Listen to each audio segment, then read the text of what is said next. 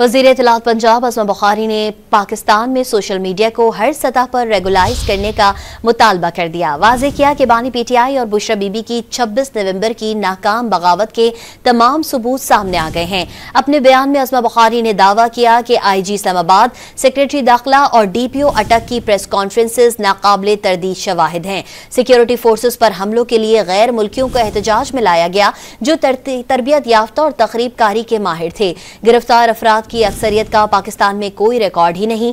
तनकीद की कि खैबर पख्तूनख्वा हुकूमत के पास दहशतगर्दों से लड़ने के लिए असलहा नहीं लेकिन फेडरेशन पर चढ़ाई के लिए जदीद असलहा है। PTI का सोशल मीडिया ही उनके लिए वबाल जान बन चुका है। वक्त आ गया है कि पाकिस्तान में सोशल मीडिया को हर सतह पर रेगुलाइज किया जाए। तनकीद की कि खैबर पख्तूनख्वा हुकूमत के पास दहशतगर्दों से लड़ने के लिए असलहा नहीं लेकिन फेडरेशन पर चढ़ाई के लिए जदीद असलहा है। PTI का सोशल मीडिया ही उनके लिए वबाल जान बन चुका है। वक्त आ गया है कि पाकिस्तान में सोशल मीडिया को हर सतह पर रेगुलाइज किया जाए।